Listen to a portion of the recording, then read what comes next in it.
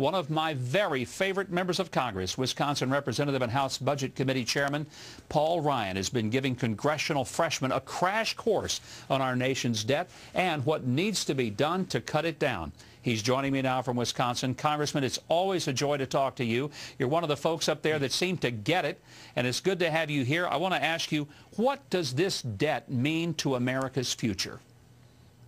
It means we have a diminished country. It means for the first time ever in the history of this country, we will give our children and our grandchildren a lower standard of living. We will sever the legacy of leaving the next generation better on.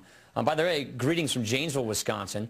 I live here with my wife, Jana. I'm 41 years old. Our children are 6, 7, and 9 years old. And by the time my children are my age, for every dollar everybody makes in America at that time, they'll owe $3 in debt. That's what the government will be borrowing.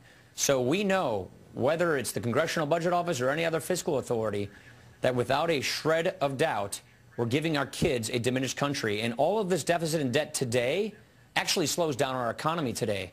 Because every time we have these big deficits like we have now, that simply means big tax increases and big interest rate increases tomorrow.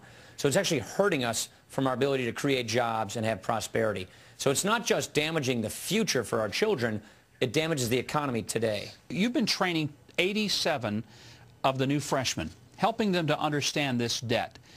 You've developed a chart called the tidal wave of debt. Now, we've been looking at some horrible physical tidal waves across the world, but I want you to explain how this chart relates to a different kind of tidal wave we need to worry about, the tidal wave of debt.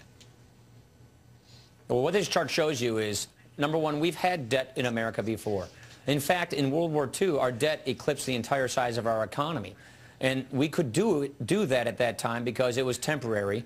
We mostly owed the money to ourselves. People bought war bonds.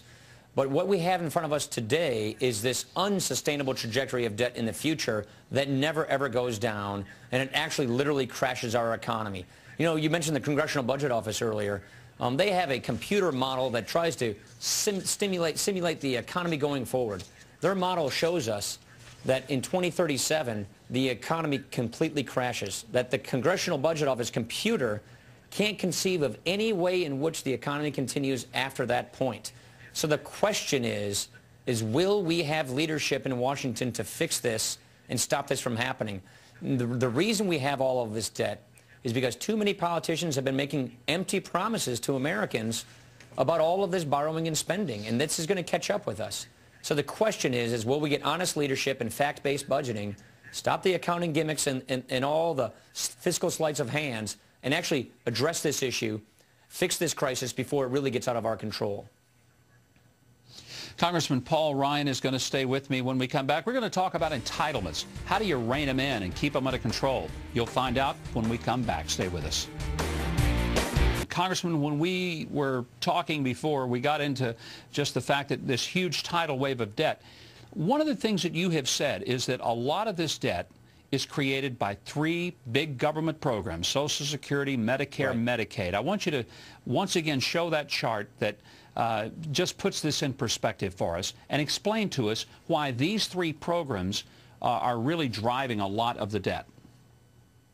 Well, and this is what we call the drivers of our debt. Those 3 programs alone, by the time my kids are my age, consume every cent of federal revenue. And it's basically 2 things. It's demographics and health inflation.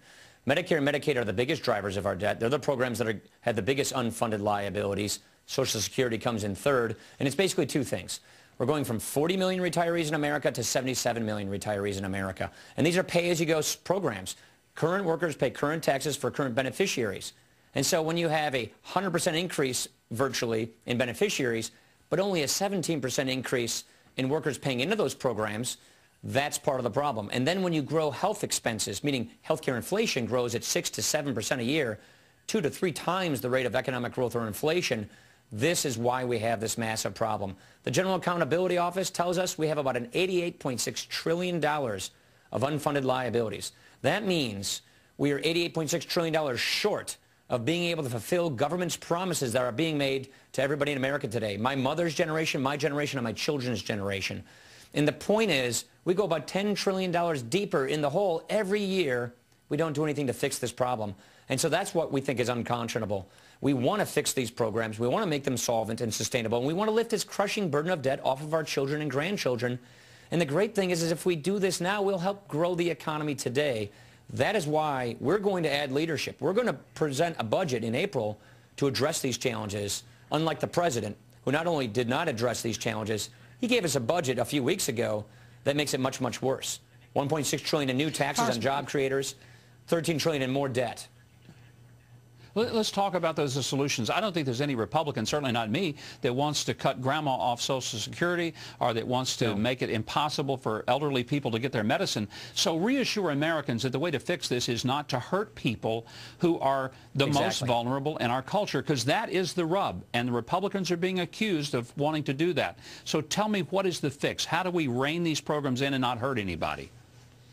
So that is what they're going to say, and here's why I say let's fix this now, because what we will be proposing is to actually protect these programs for people in and near retirement. If you've already retired or you're about to retire and you've organized your lives around Medicare and Social Security, what we will do is preserve those benefits for you just like they are today, and then reform them for future generations so that they can actually rely on them, because they are going bankrupt. They do represent this massive debt. So we have to reform these programs prospectively for future generations so they're safe, solvent, sustainable, so they can count on them. And if we do it now, we do it on our terms, meaning we don't change anything for people in and near retirement. But if we wait, if we keep delaying and kicking the can down the road, then it will look like Europe. Bitter austerity. Cuts will happen to current seniors, and that's what we want to avoid. So going now means we preserve these programs and don't change them for people in retirement, near retirement. We fix them for future generations. But if we keep kicking the can down the road like the president's proposing, then everybody gets hurt, and that's what we're trying to preempt and prevent. Thank you, Congressman Paul Ryan.